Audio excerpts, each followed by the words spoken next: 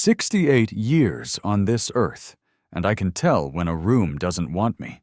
It's in the stares that linger like a bad aftertaste, the whispers that drop to a hush when I step through the door. I learned that language long ago, back when I was one of the first black women to pin an FBI badge to my chest. Knowing it doesn't dull the sting, though.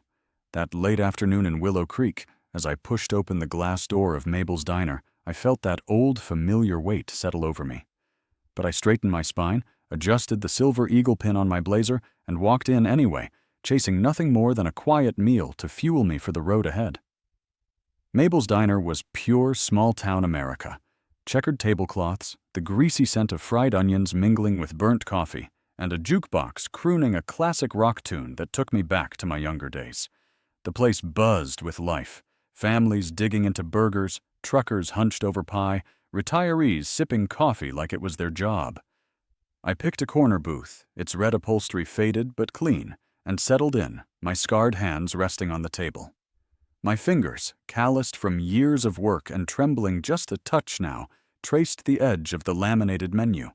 I was headed to a veterans hospital, where I volunteer to hear stories that echo my own, tales of sacrifice, resilience, and battles fought long after the war. But first, I needed a coffee, black, and a grilled chicken salad. Simple pleasures, hard-earned after a lifetime of service. The waitress, Jenny, was young, barely out of her teens, with a crooked name tag and a ponytail that swung like she was counting down the minutes to her break. I raised a hand, offering a smile. "Coffee, black, and the grilled chicken salad, please," I said, my voice soft but clear, honed from years of speaking to be heard without making a scene. She barely glanced at me, scribbling on her pad. "Yeah, sure," she muttered, already turning away, like I was just another order to check off. I kept my smile, though. I've smiled through worse, far worse. Across the diner, 3 guys at the counter were making enough noise to drown out the jukebox. Work boots, flannel shirts, faces red from a long day. Or maybe a few too many beers. The stocky one, with a beard that looked like it hadn't seen a razor in weeks, locked eyes with me first. Rick, I'd learn his name later, but right then, he was just a guy whose stare hit me like I'd crashed his private party. "Check her out," he said, loud enough to carry, nudging his buddy, a lanky guy with a smirk that screamed trouble. "Sitting there like she's the queen of the place. Bet she's lost." His friend, Carl, as it turned out, let out a laugh that scraped my nerves raw. "Probably wandered in from the city, thinking this is some 5-star joint," he said, his voice dripping with mockery. The third guy, quieter, shook his head but didn't rein them in. I kept my eyes on the menu, my fingers still, but my heart tightened. I've faced down worse than loudmouths in a diner, folks with real power, real threats, but there's a sharp pain in being mocked just for being you. Still, I stayed calm, my face a mask. There's a power in that, one I learned long ago. Jenny swung back with my coffee, plopping the mug down so carelessly a few drops splashed onto the table. "Salad's coming," she said, half turned away, like serving me was a chore. "Thank you," I said, my voice steady, though I couldn't help a wry thought. For a diner, they sure don't sweat the service. I took a sip, lukewarm, bitter as a bad memory. But I drank it anyway. I've swallowed worse in my time, in places far less forgiving than this. Rick wasn't letting up. His voice cut through the diner's hum, loud and deliberate, like he was putting on a show. "Hey lady, you sure you're in the right spot? This ain't no soul food spot." Carl's cackle rang out, and a few heads turned. Some smirking, others looking away fast, like they didn't want to get caught staring. The manager, Greg, stood behind the counter, wiping it down like it was his life's calling, his eyes flicking our way but staying rooted. No help there. I know that type, folks who'd rather let trouble simmer than stir the pot themselves. I set my coffee down, slow and careful, and met Rick's gaze. "I'm just here for a meal, sir," I said, my tone even, but there was steel beneath it, forged in years of standing my ground. "Same as you." My words were polite, but they carried a challenge, one Rick didn't expect. His smirk flickered, just for a heartbeat, but he bounced back, scoffing. "Oh, she's got a mouth on her," he said, elbowing Carl. "Thinks she's somebody important." Somebody important. The words landed heavy, laced with mockery. I've been called worse, but there's a bitter twist in hearing it now, after everything I've done. Cases cracked, lives saved, barriers broken. My fingers brushed the eagle pin, a reflex from my bureau days, when it reminded me who I was, no matter what anyone said. Jenny passed by again, her tray loaded, and muttered, "Just eat and stop stirring things up." I wasn't sure if she meant me or them, but the jab stung all the same. I could have snapped back, but I held my tongue. There's a quiet humor in staying above the fray, in knowing they're picking a fight they don't understand. The diner's vibe shifted, the clatter of plates and chatter sharpening with tension. A nurse, a family nearby, Mom, Dad, 2 kids, squirmed in their seats. The mom's eyes met mine, soft with something like sympathy, but she stayed quiet. Her husband kept his head down, stabbing at his fries. I've seen that before. Folks who sense the wrong but won't speak up, hoping it'll pass. The jukebox flipped to a new track, too cheery for the storm brewing around me. The elderly couple in the corner watched, their faces tight, like they'd seen this story play out too many times.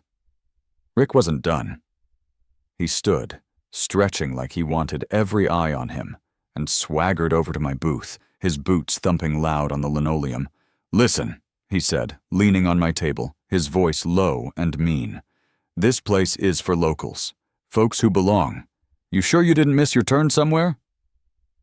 His breath carried a faint whiff of beer, his eyes daring me to push back, like he thought he could scare me off. I met his stare, my heart steady, though a fire was kindling in my chest. "I'm right where I need to be," I said, my voice calm but unyielding, the way I used to speak when facing down bigger threats than him.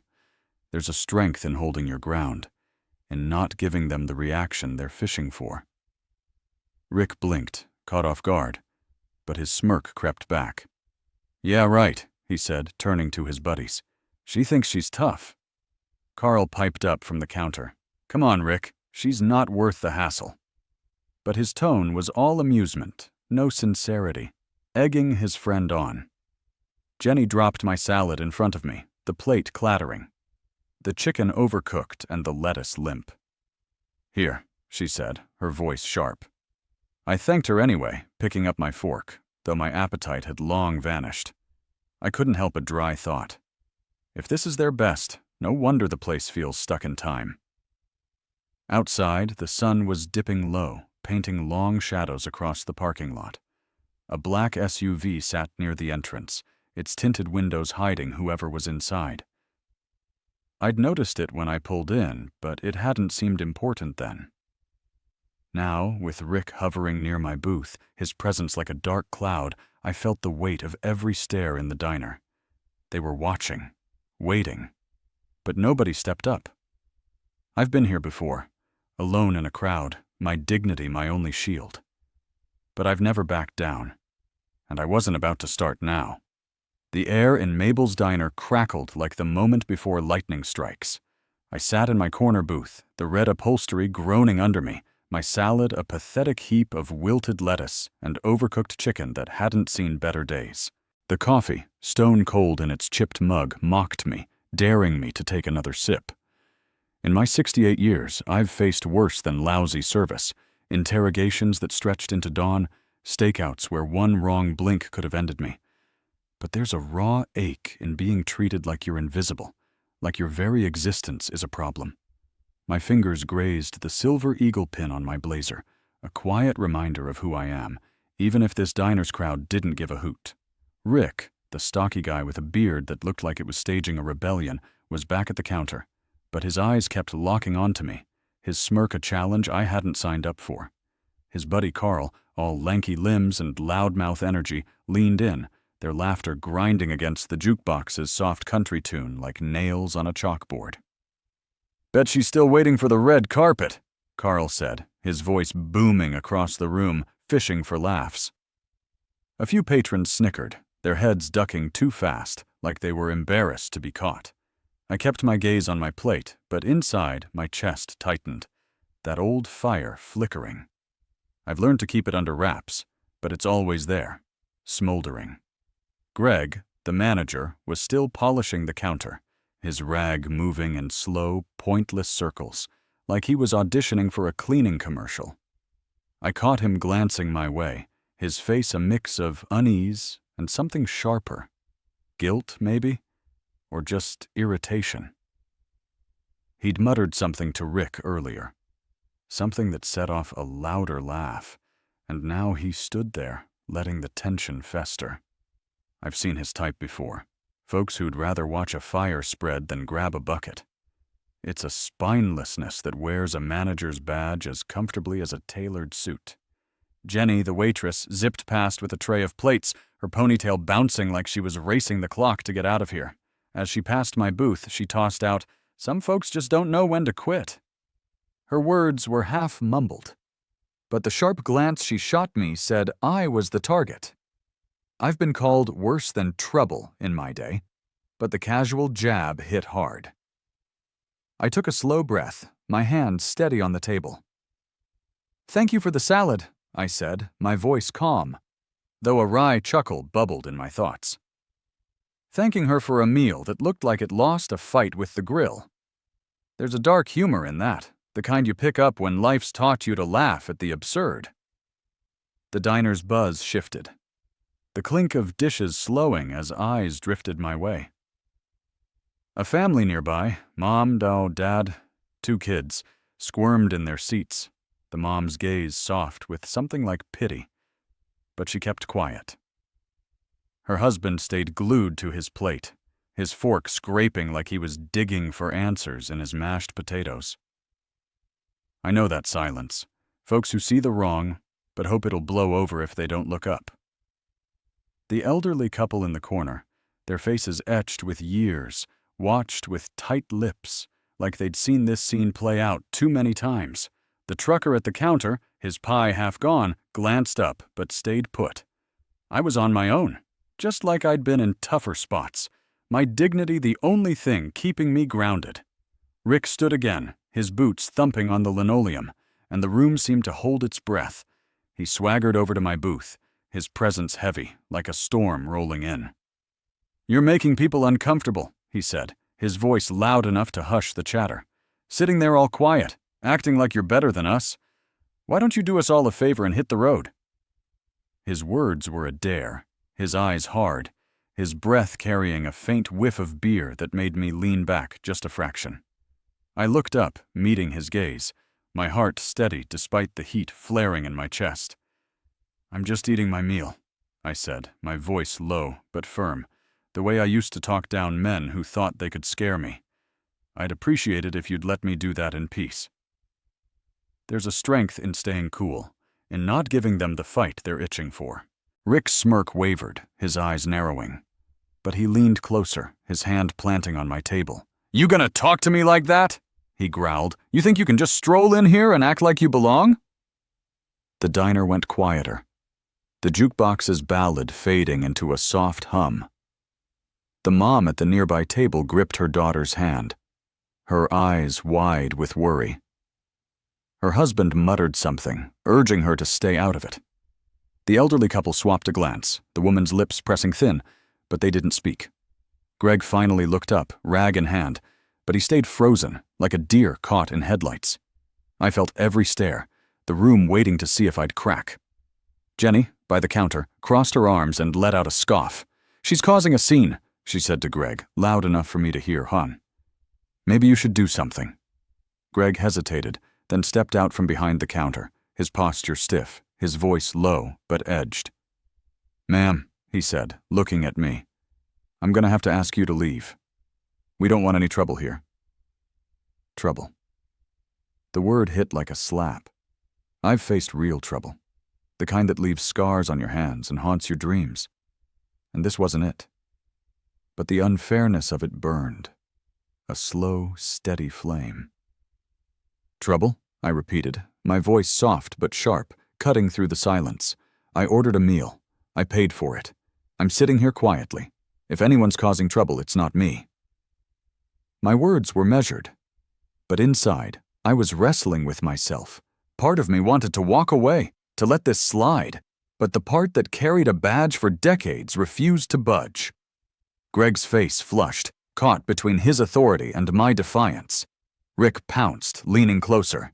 "See? She's got an attitude," he said, his voice booming, playing to the crowd. "Told you she doesn't belong here." Carl joined him now, his lanky frame adding to the pressure bearing down on me. "Come on, old lady," he said, his tone dripping with mockery. "Don't make this harder than it needs to be. Just go." The word old was a sneer, and it stung more than I'd admit.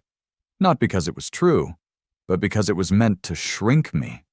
The family nearby stood, the mom pulling her kids toward the door, her husband trailing behind, avoiding my eyes.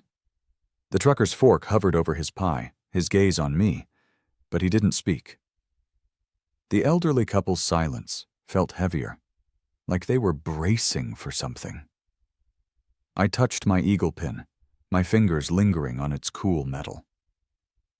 "I've seen worse than this," I whispered. More to myself than them.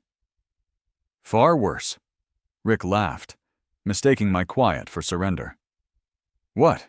You gonna spin some war stories now?" he said, turning to the room, his voice loud enough to echo. "She thinks she's a hero." The laughter that followed was thin, nervous, but it fueled him. He leaned closer, his voice dropping to a harsh whisper. "You're nobody here, lady. Nobody." That word, nobody, cut deep, but I've heard it before, from mouths that thought they could define me. I've outlasted them all. The jukebox faded, the diner's silence absolute. Greg shifted, glancing at Jenny, who nodded like she was calling the shots.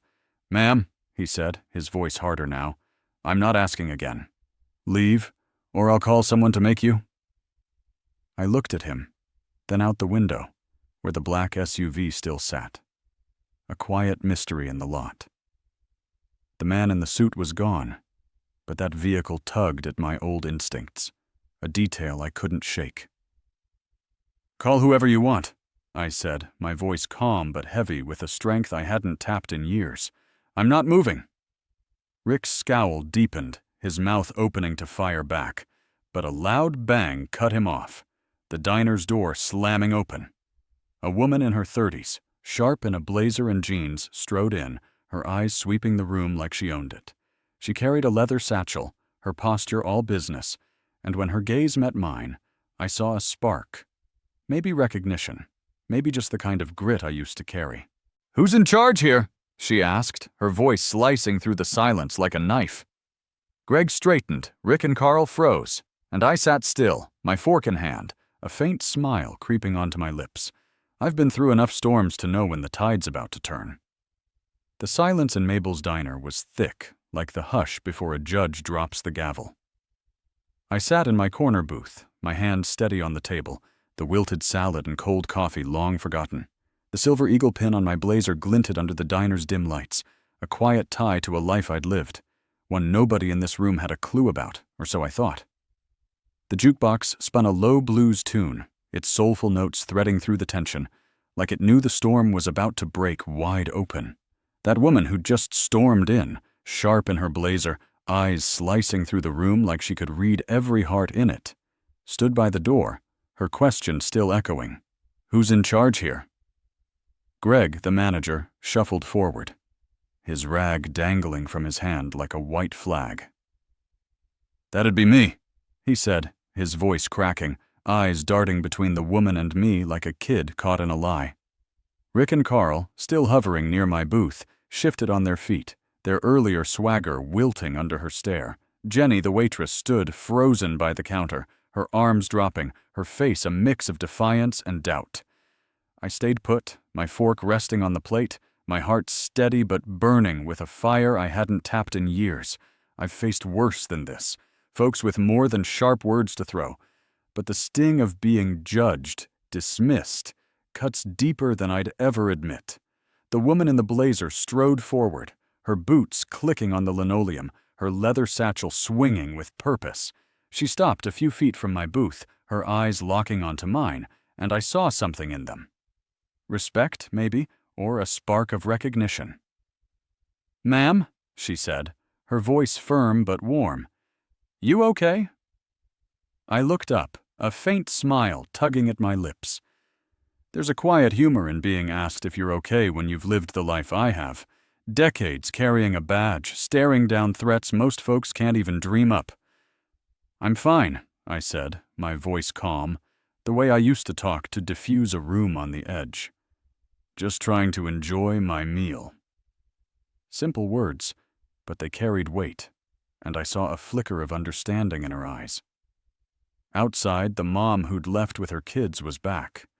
Pressing against the glass door, her little ones clutching her hands, their eyes wide with curiosity. Rick broke the moment with a snort. "Enjoy your meal?" he mocked, stepping closer, his voice loud enough to pull every eye in the room. "You've been nothing but trouble since you walked in." He spun toward the woman, his bravado flaring like a cheap firecracker. "And who are you, her lawyer? This ain't your business." His words were bold, but his eyes flickered, like he'd just stepped onto a tightrope and wasn't sure he could balance. The woman didn't blink. She reached into her satchel, slow and deliberate, and pulled out a leather case. When she flipped it open, the badge inside flashed like a spotlight in the diner's glow. "Special Agent Laura Carter, FBI," she said, her voice cutting through the room like a razor. The words landed like a thunderbolt, shutting Rick's mouth mid-breath. Carl's smirk vanished, his lanky frame shrinking back like he wanted to melt into the floor. Greg's face went ghost white, his rag slipping from his hand to the ground. Jenny's hands flew to her mouth, her eyes wide with something close to panic. The diner erupted in whispers, patrons leaning toward each other, their faces a mix of shock and awe. The trucker at the counter set his fork down, his eyes glued to me. The elderly couple in the corner, quiet through it all, nodded to each other, the woman's face softening like she'd sensed this was coming. I stayed still, my hands on the table, my smile faint but steady. There's a dry humor in watching folks realize they've misjudged you, like they bet on the wrong team and just saw the score. Laura turned to Greg, her badge still gleaming. "I was outside when I saw what was going down," she said, her tone all business but edged with steel. "Care to explain why this woman's being harassed just for eating her meal?" Her words were a challenge, and Greg stammered, his hands scrambling for the rag that wasn't there. "It's just a misunderstanding," he mumbled, his voice barely holding together. "She was causing a scene, and I was trying to keep things calm." "A scene?" I said, my voice soft but carrying across the room like a whip crack. I stood, slow and deliberate, my blazer falling smooth as I rose, the eagle pin catching the light. I ordered a coffee and a salad. I spoke politely. I paid my bill. I paused, my eyes locking onto Greg's, then Rick's, then Carl's, holding each one like I was weighing their souls. The only scene here was caused by folks who decided I didn't belong, before they even asked my name. My words were calm, but they carried the weight of a lifetime. Years of proving myself, standing tall when the world wanted me to bow. The room went dead silent, my words hanging like a verdict. The mom outside pressed closer to the glass, her eyes shining. The trucker gave a slow nod, a quiet sign of respect. Laura's face softened, but her voice stayed firm as she turned to Greg. "Sounds like you've got some explaining to do," she said. "And you," she added, pinning Rick with a look, "step away from her table, now!" Rick's face burned red, his jaw tight, but the weight of Laura's badge, and the authority behind it, pushed him back.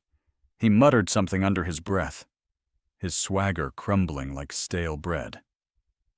Carl shuffled off, nearly tripping over a stool, his earlier taunts a distant memory.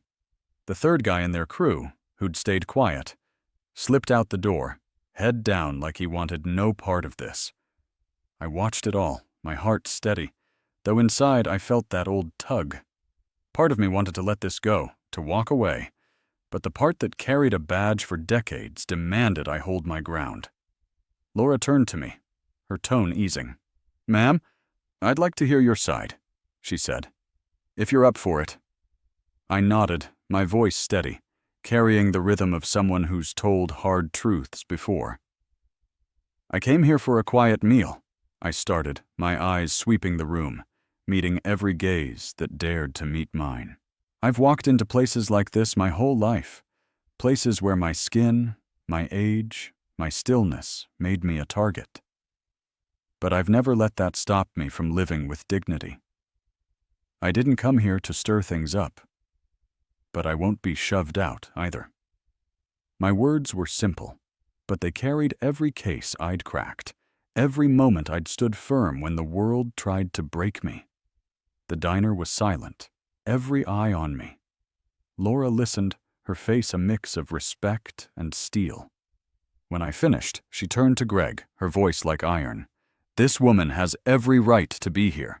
Your failure to step in, and your staff's role in this, let this harassment happen. You'd better rethink how you run this place." Greg's face was a mask of shame, his eyes flicking to Jenny, who looked away, her earlier attitude gone. "I'm sorry," he stammered, facing me, his voice shaking. "I didn't mean for it to go this far." I looked at him, my gaze softening but not letting him off the hook. "Intentions don't undo actions," I said quietly, a lesson I'd learned the hard way. "But I hear you." I reached into my blazer, pulling out a worn photo, a snapshot from my bureau days, me in a suit, standing with colleagues long retired. I held it for a moment, then slipped it back. Laura caught the move, and a spark of recognition passed between us. The door swung open again, and the man in the dark suit from the SUV stepped in. Older, gray at the temples, his posture ramrod straight like a soldier, he handed Laura a folder without a word. She glanced at it, then at me, her expression shifting to quiet awe. "Ma'am," she said, her voice low with respect. "I didn't know who you were." She turned to the room, her badge shining. "This isn't just any customer. This is Eleanor Brooks, a retired FBI agent, one of the first black women in the Bureau's field ops. She's put her life on the line for this country more times than we could count." The room gasped, the truth hitting like a shockwave. Rick's face drained of color, his mouth flapping like a fish out of water. Carl stumbled back, knocking over a stool, his hands fumbling. Jenny's eyes welled up, her hands covering her mouth. The trucker stood, pulling off his cap in a gesture of respect that hit me deep. The elderly couple started clapping, slow at first, then joined by others until the diner rang with applause, a sound that eased the ache in my chest. I stood still, my face calm, but inside, a quiet pride swelled. I hadn't chased this moment, but I owned it, the way I'd owned every hard-won win in my life. Laura stepped closer, her voice low. "Agent Brooks, it's an honor," she said. "Anything I can do?" "Nothing needed," I said, my smile warm but firm. "I just wanted my coffee and salad." I paused, then added with a wry twist, "Though I'd appreciate it if this place figured out how to treat folks right, starting with the coffee." A few patrons chuckled, the tension cracking just a bit. Laura nodded, turning to Greg. "You heard her," she said, handing him a card. "I'll be checking in." Greg took it, his hands trembling, his face pure regret. I gathered my things, leaving a tip despite the sorry service. Old habits die hard. I walked toward the door, my steps steady, my head high. The patrons watched, their silence now one of respect. Rick and Carl slunk back to their seats, heads bowed, their laughter a distant memory. Jenny stood frozen, tears streaking her face. As Greg muttered another apology, I acknowledged with a nod. The man in the suit held the door. "Agent Brooks," he said, quietly, his voice heavy with respect. I nodded back, stepping into the evening air, the black SUV waiting, its engine a soft hum. I didn't look back as I walked away, the setting sun warm on my face, my heart steady with the knowledge I'd held my ground, same as always. "Major, this man's being harassed for no reason," he said, his voice firm, gesturing at Carl. Paid for his meal, tried to do something decent, and this guy's trying to throw him out like he's nothing." Major Hayes turned to Carl, his gaze cold as steel. "Is that true?" he asked, his voice low, the kind that made you feel like you were standing in front of a firing squad. Carl stammered, his hands twitching at his sides. I was just doing my job. He was loitering." "Loitering?" Hayes repeated, his voice sharp, cutting through the room. "You're accusing a Silver Star recipient of loitering, a man who led men through hell and brought most of them home?" The room gasped again, the weight of his words sinking in. Sarah's eyes filled with tears, and she whispered to Tom, "He's a hero." Her voice was soft, but it carried, and I felt it like a punch to the chest, not pride, but something heavier, a reminder of the cost of that medal pinned inside my jacket. Margaret, the schoolteacher, stood again, her hands clasped, her voice trembling with pride. "I knew it," she said. "I knew he was someone special." Linda stepped forward, her face pale, her hands wringing together. "I'm so sorry, Mr. Caldwell. I didn't know." "You didn't ask," I cut in, my voice quiet but firm, each word deliberate. "You saw an old man with a cane and assumed I was nothing. That's the problem, Linda. You all did." The weight of my words settled over the diner like a fog. Carl shrank back, his eyes glued to the floor, his earlier swagger gone. Tyler, who'd slunk back from the kitchen, stood frozen behind the counter, his smirk replaced by a look of panic, like a kid caught stealing. The patrons watched, some with tears in their eyes, others with newfound respect, and I felt the shift in the room, a reckoning, small but real. Major Hayes turned to Linda, his voice steady but laced with authority. "Ma'am, this man deserves better, and I'd suggest you rethink who you've got working here." His gaze flicked to Carl, who seemed to shrink even further under the scrutiny. Frank picked up my cane from the floor, handing it to me with a nod that felt like a salute.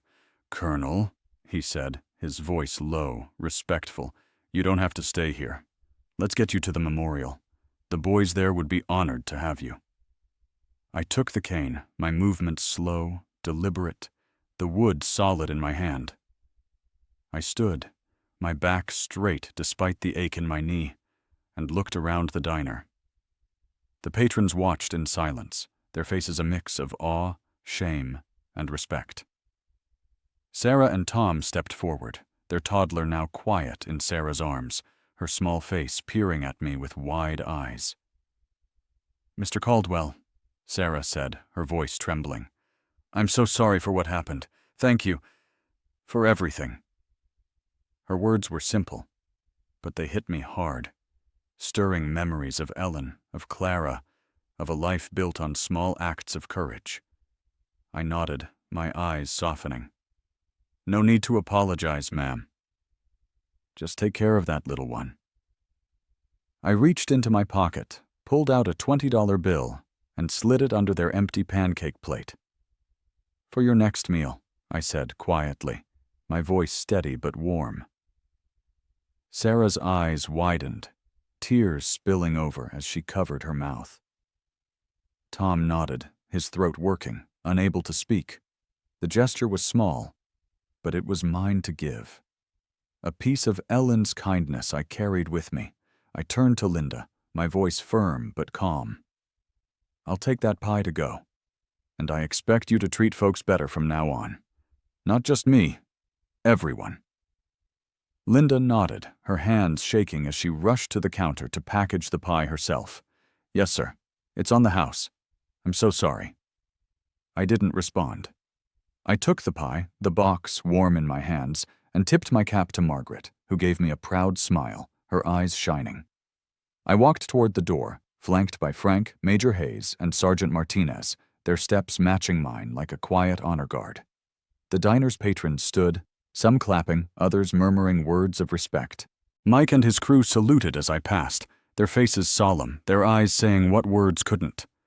Carl stood frozen, his face a mix of shame and fear, his authority shattered. Tyler slunk back into the kitchen, avoiding everyone's gaze, his earlier arrogance buried under the weight of the moment. As I reached the door, I paused, turning back one last time. The room fell silent, waiting. "Respect ain't hard," I said, my voice carrying to every corner, steady as stone. "Try it sometime." I stepped outside, the bell jingling softly behind me. The morning sun hit my face, warm and forgiving, and the applause from inside followed me like a wave. Frank and the soldiers walked beside me, their heads high, as the crowd inside watched through the windows, their faces pressed against the glass. I climbed into my pickup, the pie box in my lap, the weight of the moment settling in my chest. I'd come for coffee and a chance to do something kind. I left with my dignity intact and a diner full of people who'd never forget what they'd seen. What happened after I drove away? You won't believe the ripple effect this had, not just for me, but for the whole town.